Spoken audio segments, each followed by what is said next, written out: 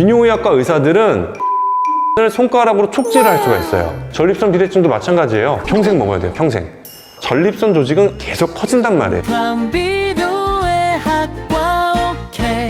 전편에서 전립선 그리고 또 전립선 비대증을 알아봤잖아요. 그래서 이번 편은 전립선 비대증에 걸렸다 그러면 어떻게 치료를 해야 되는지 이거에 대해서 한번 알아보려고 하는데 병원에 갔어요.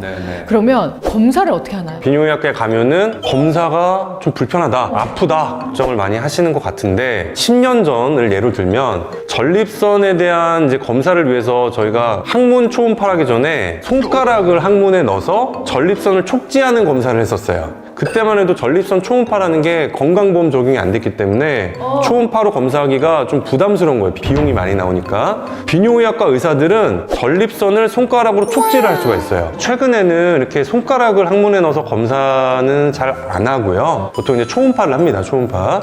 초음파도 마찬가지로 이제 항문으로 들어가야 되긴 하죠. 근데 초음파가 들어가는 굵기가 뭐 이렇게 많이 굵은 건 아니기 때문에 검사 자체가 너무 통증을 유발해서 검사를 못 하거나 그런 분들은 없어요. 그 다음에 이제 소변 검사를 합니다. 소변 검사. 소변 검사는 이제 균 검사.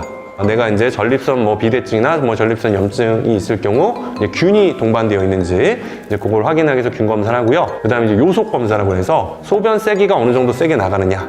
그 다음에 소변이 보신 양이 얼마 정도 되느냐. 보고 나서 잔유량이 얼마가 되느냐. 이제 그걸 확인하는 요속 검사라는 검사를 합니다. 그 다음에 이제 피 검사로는 이제 전립선의 PSA라는 검사가 있어요. 전립선 특이 항원이라고 해서 전립선 질환이 있을 경우에는 그 수치가 올라가게 되거든요. 그 수치를 통해서 우리가 뭐 암이 혹시나 동반되어 있는지 예상해 볼 수 있는 그런 검사를 하게 됩니다. 그 다음에 이제 콩팥 기능이 정상적인지 신기능이 정상적인지 이제 그런 여부를 확인하기 위해서 이제 혈액 검사를 하게 됩니다. 원장님 궁금한 게 있는데 광고가 굉장히 많잖아요. 건강기능 식품이 정말 효과가 있나요? 건강보조식품 많죠. 눈에는 뭐 루테인, 뭐 혈관에는 오메가3, 관절에는 글루코사민, 뭐 여러 가지 이제 기능식품들이 나옵니다. 전립선의 이제 건강식품으로는 소팔메토라는 게 있죠. 소팔메토라는 거는 식물의 추출물이에요. 그거를 복용했을 때 도움이 될 수 있다. 이런 이제 얘기가 나오면서 여러 가지 이제 상품으로도 많이 개발이 되어 있죠. 광고도 많이 하고 있고 하는데 결론적으로 얘기하면 도움이 안 되는 건 아닌데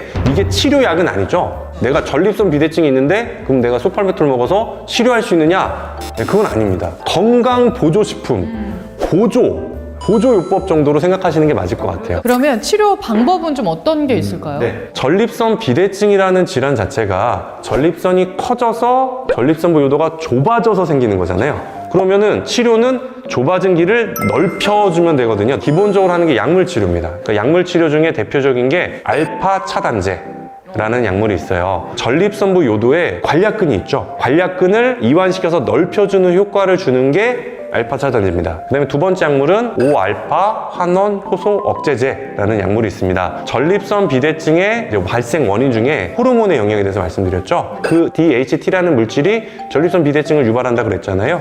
그 DHT라는 호르몬의 농도를 낮춰주는 효과를 주는 게 이제 5알파 환원 효소 억제제라는 약물이에요. 그 약물을 복용하게 되면 한 20%에서 30% 정도의 전립선의 볼륨 줄여주는 효과를 주게 됩니다. 그럼 보통 약물 치료는 한 뭐 기간이 어느 정도 되나요? 전립선 비대증은요 감기 치료가 아니에요. 감기가 걸리면 보통 뭐 일주일 정도 약 먹으면 좋아지잖아요. 전립선 비대증은 그렇지가 않습니다. 우리가 고혈압, 당뇨, 고지혈증 약 며칠 먹다 끊지 않죠? 평생 먹어야 된다고 말씀드리잖아요. 전립선 비대증도 마찬가지예요. 평생 먹어야 돼요. 평생.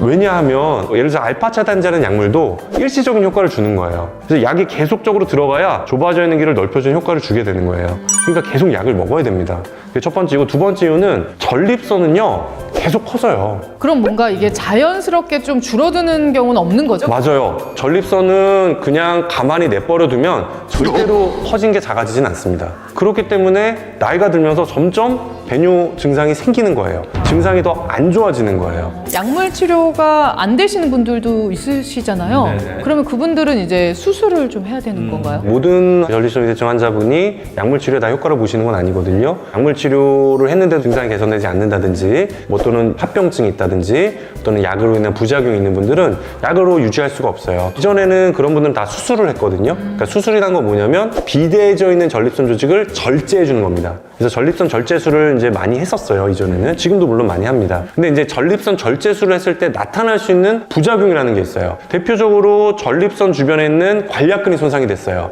그러면 어떤 게 생길까요? 요실금이 생깁니다. 요실금이 생길 수 있고요. 그 다음에 이제 주변에 있는 혈관이나 신경이 손상되게 되면 발기부전을 유발할 수도 있습니다. 그리고 이제 마지막으로는 사정인데요. 전립선 조직이 잘라져 없어지게 되면은 길이 넓어져 있기 때문에 사정액이 바깥으로 분출이 안 됩니다. 그래서 모든 정액이 다 뒤로 들어가는 역행성 사정이 생기게 되죠. 그래서 그런 뭐 발기부전, 요실금, 역행성 사정의 가능성이 있기 때문에 이제 수술을 받는 분들은 거기에 대한 좀 두려움이 있죠. 그러면 요즘에는 시술 같은 게 새로 생겼죠? 맞습니다. 2015년도에 국내 이제 유로리프트 전립선 결찰술이라는 이제 시술 방법이 도입이 됐습니다. 유로리프트라는 시술 방법은 비대해져 있는 조직을 절제해 주는 게 아니라 결찰, 묶어주는 시술이에요. 그렇기 때문에 당연히 주변에 있는 골반 관략근 또는 뭐 신경, 혈관 이런 데가 손상이 될 이유가 없죠. 조직 자체를 묶어주기만 하니까. 그렇기 때문에 수술적인 치료를 했을 때 나타날 수 있는 부작용 전혀 생기지 않습니다.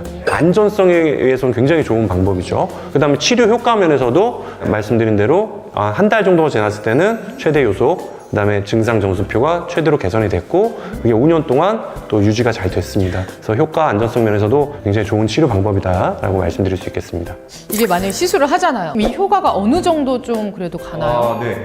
그게 되게 중요한 질문이에요. 내가 이 시술을 받으면 평생 가느냐, 영구적인 거냐, 이제 그런 질문 하시는데 기본적으로 전립선 비대증이 무엇이냐, 전립선 결찰술이 무엇이냐를 잘 아시면 좀 이해하기가 편하실 텐데 전립선 비대증이라는 병 자체가 전립선 조직은 계속 커진단 말이에요. 그걸 아셔야 되고 그 다음에 두 번째 결찰술이라는 시술은 이제 수술과는 다르게 기존에 있던 조직을 묶어주는 거죠. 그렇기 때문에 내가 이 시술을 받으면 평생 동안 나중에 배뇨 불편감 없이 살 수 있느냐 이렇게 질문하시면 그건 아닐 수 있습니다. 왜냐면 전립선은 커지죠. 그래서 최근에 이제 시술 받고 2년 후 결과가 어땠는지, 시술 받고 5년 후 결과가 어땠는지에 대한 데이터들이 나와 있거든요. 5년 후 결과를 보게 되면 시술하고 나서 5년 동안 그 효과가 꾸준히 유지가 된다라고 이제 되어 있습니다. 네, 오늘 이렇게 원장님이 깔끔한 정리까지 해주셨는데요. 또 다음 시간에는 어떤 주제로 찾아올지 이제는 시청자분들이 더 궁금해 하실 것 같아요. 궁금증을 남겨드리고 저희는 다음 시간에 다시 찾아오도록 하겠습니다.